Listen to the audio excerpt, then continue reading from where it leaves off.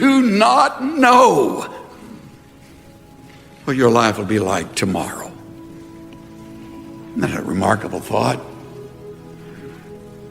We planned out tomorrow, but we don't know what our life will be like tomorrow.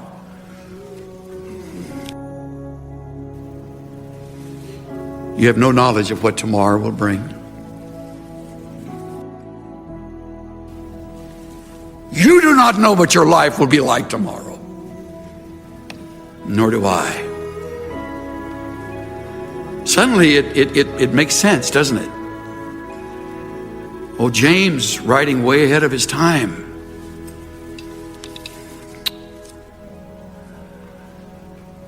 Why? You're just a vapor. You're just a vapor.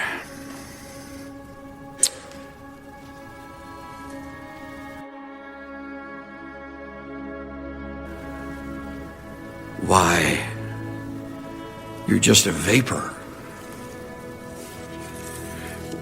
You're just a vapor.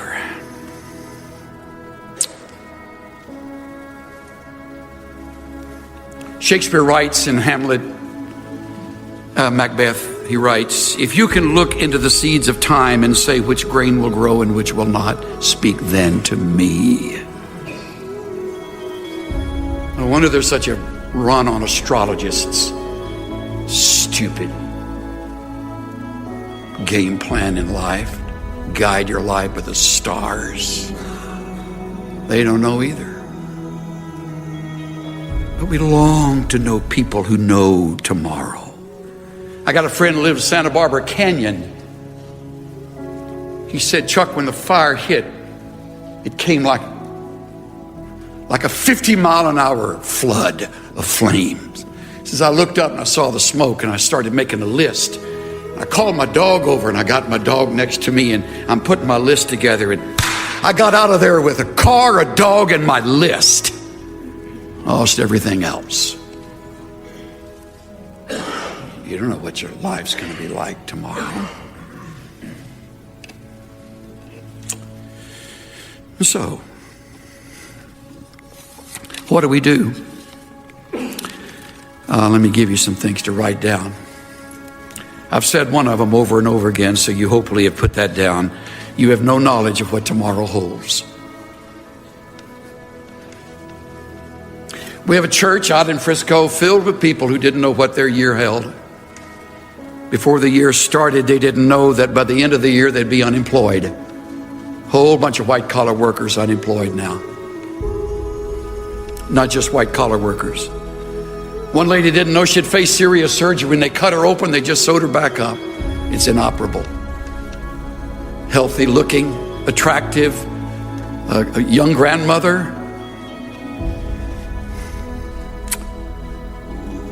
One family didn't know they'd lose the man of the house. 50-year-old pilot with Delta. Layover in Amsterdam. He and his co-pilot friend, flown together for years, went to school together.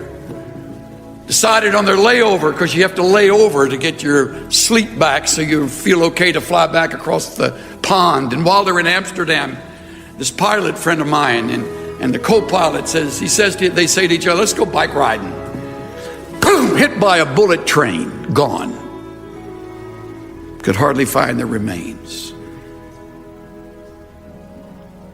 The family didn't know they'd be without a man of the house. This isn't dramatic stuff where we made a movie out of. This is real stuff. I can give you names to every one of these people. It goes on. There was a family that discovered their 15-year-old son is now on drugs. At the top of his class.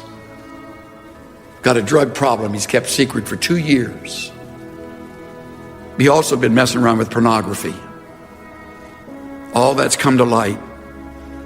The other side is we have a couple that thought they'd be single forever, and they've fallen in love with each other, and they can hardly wait to get married in April. They didn't even know each other at the beginning of last year. How exciting is that? I got a pastor friend who was at Schofield Memorial Church, and he's now in Fargo, North Dakota. Ah! And I'm driving along in my truck yesterday, and I hear in Fargo it's 37 below zero. prayed for Matthew St. John. We have friends from that church, or his friends that are from that church, that were visiting our church a few Sundays ago, and they took my hand like they were about to pass out, and they said, "Pray for our new pastor. He has no idea what winter is like." I mean, we shut down schools when it gets to 20 in Dallas. 37 below zero. I could go on. You do not know. How about finances? How about finances? I would like to announce today that we're going to take that 200,000 surplus and give it to all the students. I would like to announce that. We're not going to do that, but I would like to announce that today. Yancey wrote this on the last page of the January 09 issue. Listen to this. As analysts began picking through the ruins of the financial collapse, they started dusting off old-fashioned words like greed, moderation, integrity, and trust. When executives line their pockets at the expense of employees and shareholders, when banks make speculative loans with little likelihood of payback, when borrowers walk away with good faith contracts and the system collapses. A functioning economy is held together by a thin web of trust.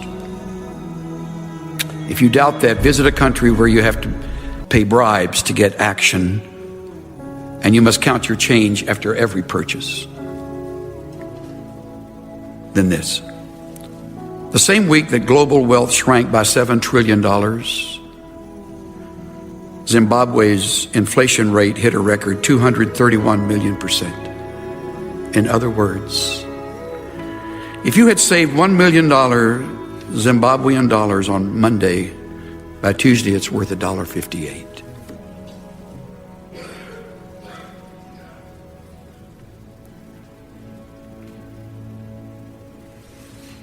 You have no knowledge of what tomorrow will bring. Father, thank you for perspective that only you give at times like this. You have an amazing way of never decreasing our joy, but reminding us of the brevity of life and the necessity of living it. Thank you for the warnings against pride and presumption, against procrastination. Help me to live this better than I could ever preach it. Thank you for the year. By your grace, we'll live it. And if it's in your will, we'll see the end of it. Thank you that it's well with our souls because of Christ.